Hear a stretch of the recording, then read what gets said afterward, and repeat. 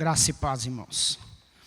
Quando o Alex estava cantando este hino, eu estava sentado ali e me veio à memória muitas coisas. Mas de tudo que veio, permaneceu o título do hino. Deus é fiel. E Ele realmente tem sido fiel para com a minha vida e também creio que tem sido fiel para com a tua vida. Querido irmãos, eu estava em lágrimas ali, orando, antes de subir aqui a este púlpito para trazer esta mensagem, qual é uma alegria, um privilégio poder compartilhar da palavra de Deus com você. E estava me perguntando, Senhor, como o Senhor é gracioso, como o Senhor é maravilhoso, quem sou eu para poder tomar aqui este púlpito e transmitir a tua palavra? O Senhor faz isso, irmão. Ele abre oportunidade para todos aqueles que querem, todos aqueles que tomem a decisão em segui-lo, em estar diante dele, em amá-lo. Ele dá esta alegria, esse privilégio de podermos compartilhar da sua palavra, bendita e santa. Eu gostaria que você abrisse a sua Bíblia, em Atos capítulo 8, versículo 26, um texto, apenas um versículo, para que nós possamos meditar um pouco naquilo que é a nossa temática. Nós temos como temática do ano que há dois tempos da igreja. O tempo aqui na terra e o tempo da igreja nos céus. Então nós temos abordado esse tema do ano e nós estamos finalizando o tema da igreja militante, que é a igreja na terra. A igreja militante é isso mesmo, irmãos, que nós estamos vendo. A igreja no meio deste mundo, enfrentando a pandemia, enfrentando o distanciamento, enfrentando este governo, enfrentando as dificuldades familiares, enfrentando tudo que nós temos experimentado. Mas nós não deixamos de ser igreja, porque há uma promessa para a igreja triunfante. E para que sejamos igreja triunfante, também precisamos estar passando por esse tempo da igreja militante. A igreja triunfante é aquele momento em que nós vamos estar com o Senhor. Então, neste mês de junho, nós temos como o tema testemunhando com poder do Espírito Santo e a grande obra de evangelização. E talvez você já tenha percebido pelo texto que nós escolhemos, que eu escolhi, falar sobre um homem chamado Filipe, um homem sem título, talvez nem muito pregado, não tenho ouvido muito sobre Filipe, um homem que não precisou de grandes púlpitos e nem grandes plateias e palco para receber o que ele recebeu de Deus, a graça, a bendita alegria de pregar a uma cidade e ter bom êxito. Então, no capítulo 8, versículo 26, diz assim: o anjo do Senhor disse a Filipe: levante-se e vá ao sul, no caminho que desce de Jerusalém a Gaza. Este se acha deserto. Filipe se levantou e foi. Poderíamos ler todo o capítulo, mas é longo. Mas somente esse texto já nos traz, irmãos, uma direção. A direção de um homem que ouve a voz de um anjo, que ouve uma direção de Deus através deste anjo que vai até ele. E este homem chamado Filipe, ele não era também um homem qualquer. Ele não tinha título, mas ele era um homem com qualidades, com personalidades.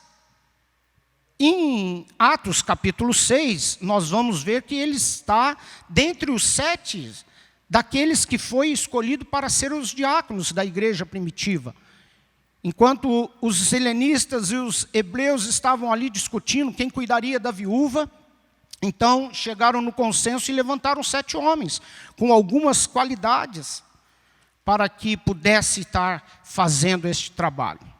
E nós sabemos que ali no versículo 5 do capítulo 6, então se levantou aqueles nomes: Estevão, homem cheio de fé e do Espírito Santo; Filipe, Prócoro, Nicanor, Timão, Parmenas e Nicolau, prosélito de Antioquia.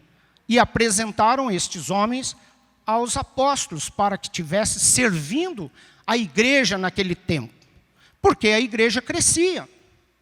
Mas se nós olharmos a história da igreja ali e o que estes homens fizeram naquele tempo do crescimento da igreja, foi algo tremendo. O que Deus fez através daqueles homens. Já havia descido o poder do Espírito Santo, houve ali o derramar do Espírito Santo, a promessa já havia sido cumprida. O Senhor Jesus, antes de ser assunto aos céus, diz lá em Atos 1:8: e recebereis poder ao descer sobre vós o Espírito Santo, e sereis minhas testemunhas, tanto em Jerusalém, Judéia, Samaria, até os confins da terra. E aqui estava agora então se cumprindo esta promessa, que a palavra e o evangelho de Jesus seria espalhado. E aí então nós vemos que logo em seguida a morte de Estevão, e com a morte de Estevão, então esses queridos irmãos, eles são dispersos. E aqui se acha então Filipe indo para Samaria. E ele vai para Samaria num momento difícil, onde a igreja estava sendo perseguida. E nós sabemos que Saulo era um desses que perseguia a igreja. Mas Filipe, quando ele chega, querido irmãos, ali em Samaria, ali ninguém mandou ele pregar o evangelho, ninguém disse para ele: olha, você vai para Samaria, mas você tem que pregar o evangelho. Mas Filipe chega ali e ele prega com tanta veemência, com tanto poder, com tanta graça, e que há uma multidão agora que se alegravam com as palavras e com os feitos que Deus estava fazendo através de Filipe. E eu fico pensando, querido irmãos, que muitas vezes nós aceitamos a Cristo, nós temos o Senhor Jesus na nossa vida, temos também o derramar, o poder do Espírito Santo na nossa vida, e ficamos tímidos e não pregamos. Muitas vezes pessoas precisam de títulos para pregar o evangelho. Pessoas precisam de um palco para pregar o evangelho. E nós olhamos para a vida deste homem quando ele vai para Samaria. Mas o mais interessante, irmãos, que eu fico vendo na vida deste homem, é que ele é obediente àquilo o qual Deus designou a ele fazer. E ele faz espontaneamente. Mas lá no versículo 26 do capítulo 8 que nós lemos, Filipe ouve a voz do anjo que chega a ele e diz: Filipe, vai para o sul, no caminho que desce de Jerusalém a Gaza. Este se acha deserto. E Filipe se levantou e foi. Ah, irmão, talvez eu questionaria. Eu diria: Senhor, ô anjo, para aí, o que é isto? Como assim eu estou aqui em Samaria? Olha, agora meu nome está sendo cogitado, está sendo falado. Eu era apenas um diácono, de repente agora eu posso ser promovido. Ah, não, mas espera aí, todos estão gostando de mim, como que você me manda para um lugar deserto? O que eu vou fazer lá? Querido irmãos, sabe que Deus sabe o que você não sabe. Deus sabia o que tinha lá naquele deserto. E é no deserto que muitas vezes Deus quer nos usar. É lá no lugar ermo que Deus quer nos usar. Eu não sei se você entende o que eu estou te dizendo. Talvez o Espírito Santo vai traduzir isso a você. Muitas vezes você pensa que você só deve evangelizar debaixo de um programa ou debaixo de um planejamento, talvez dentro da igreja. Você se engana. Não que isto não seja necessário. Isso é necessário, a igreja precisa fazer isso. Mas talvez nesse tempo de pandemia, nesse tempo de isolamento, você se sentiu tão acuado, tão deserto, e que você não falou de Jesus. Mentira, mentira do diabo na sua vida. Você tem oportunidade de, pelo WhatsApp, falar de Jesus. Você tem oportunidade de, no momento de ir numa farmácia, falar de Jesus. No momento de ir no supermercado, você falar de Jesus. Talvez seja naquele momento a sós ali com alguém, um pouco à distância, mas você tem oportunidade de falar de Jesus. E Filipe então vai para esta banda do sul, e ali então passa uma caravana onde tinha ali um etíope, um chefe, um graduado, general, um homem de renome. Ele era um alto oficial da rainha de Candace. E o evangelho ainda não tinha se estendido para aquelas outras regiões, porque em Atos ainda tinha sido Jerusalém, tinha sido Judeia, e Samaria tinha sido evangelizada, estava ali. Mas até os confins da terra, os confins do mundo, precisava de um homem. Deus espera que você seja este homem para os confins da terra. Talvez o confins da terra seja o seu vizinho, o confins da terra seja o seu próprio parente. E este homem vai e obedece. E ali ele encontra então este alto oficial lendo uma passagem do profeta Isaías, que estava lá em Isaías 53, 7 e 8. E este homem estava lendo em alta voz. Este oficial, para ele era de grande valor ler em alta voz, porque não era comum as pessoas lerem em alta voz, porque só quem sabia ler. E quando tomava então ali os escritos, era mais importante ainda. Mas Filipe estava ali, e ele não perde novamente outra oportunidade, e ele começa a ouvir, e vê aquela caravana, e ninguém revelou aí, o texto não revela que era para que ele evangelizasse aquele eunuco. Mas ele ouve, e ele então pega um gancho, e diz para aquele alto oficial: você entende o que lê? Quantas vezes, irmãos, eu ou você já deparou com uma pessoa lendo a palavra de Deus, leitor da palavra de Deus, e você talvez já perguntou: você está entendendo o que você lê? Ele disse: não, eu não entendo. Sabe que eu gosto de ler a Bíblia. Eu tive uma pessoa que disse assim: eu gosto muito de ler a Bíblia, mas sinceramente tem muita coisa na Bíblia que eu não entendo. Eu não entendo. Olha, vou falar a verdade, eu até não acredito. É o gancho, irmão. Pega ali, senta com essa pessoa, fala do amor de Cristo, explica a palavra de Deus para ele. Se você não sabe, busca entendimento espiritual, palavra sábia, dá direção para aquela pessoa pela palavra de Deus. E foi o que Filipe fez. Filipe então sobe ao carro, aquela carruagem então explica aquele eunuco. E aquele eunuco então decide descer as águas. E diz, depois de tudo que Filipe prega, fala a ele diz: olha, a água aí, o que importa? Que eu seja batizado.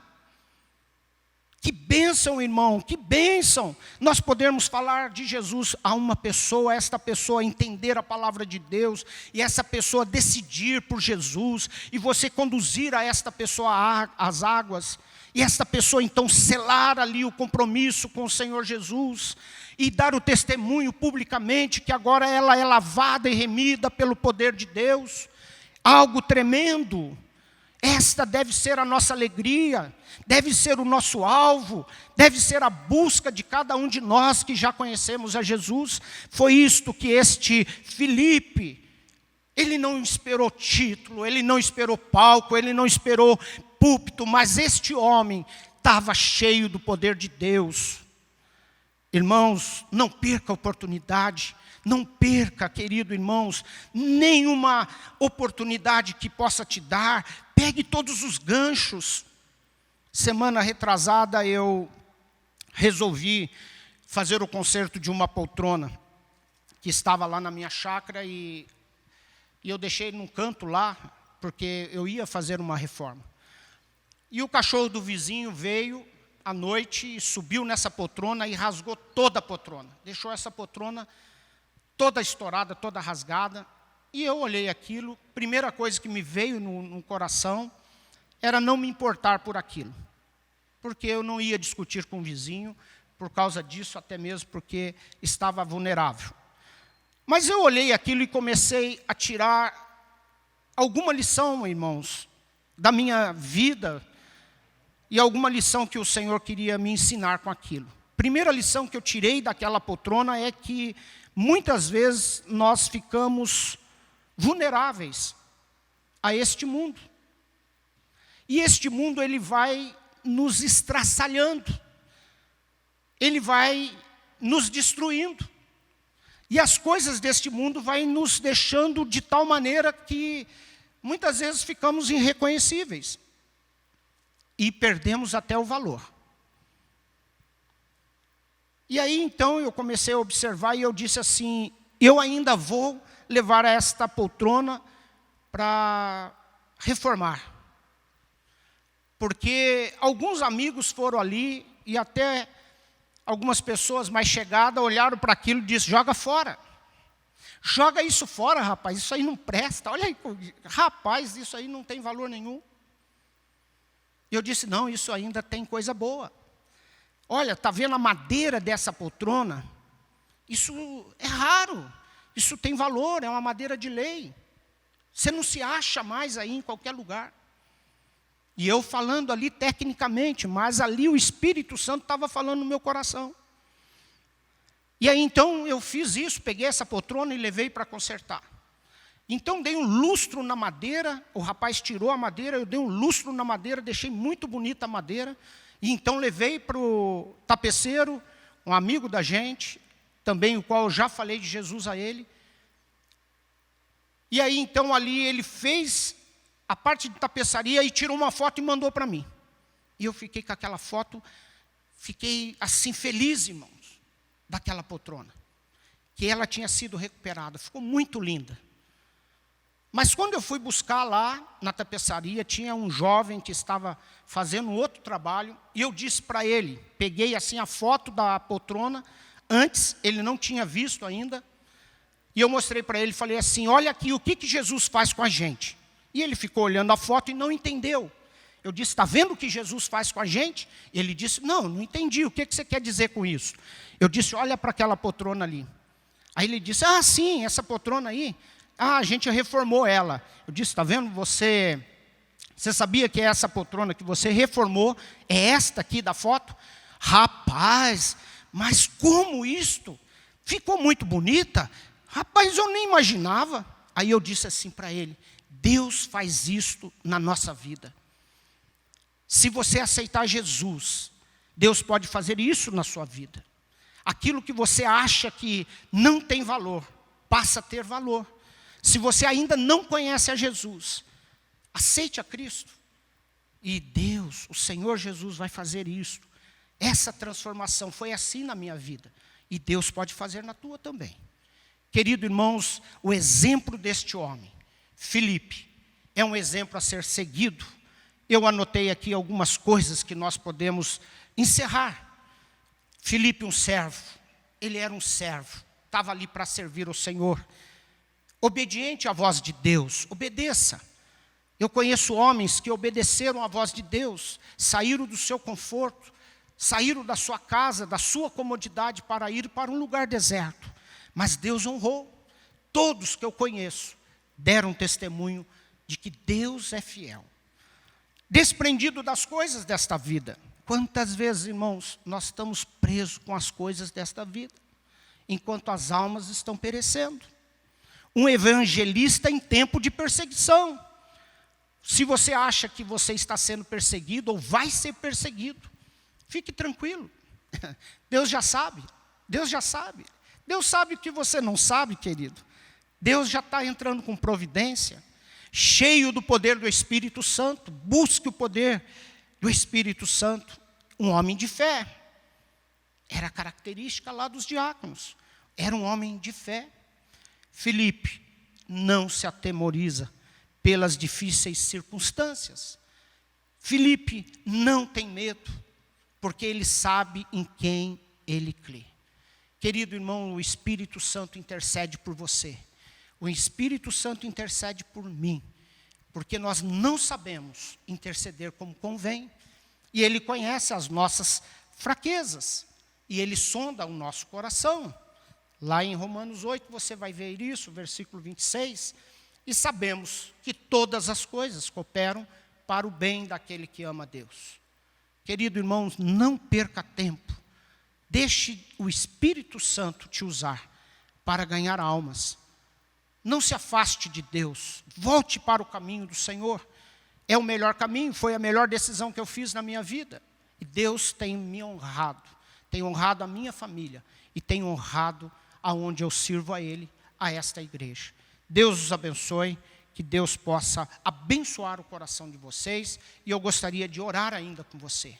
Em nome de Jesus. Deus querido, nós te louvamos, te agradecemos pela tua fidelidade.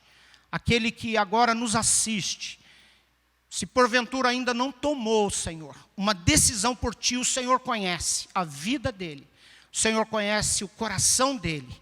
Que nesta hora o Espírito Santo o convença do pecado, da justiça e do juízo. E que ele seja agora, Senhor, transformado. E confesse com a sua boca o amor a ti.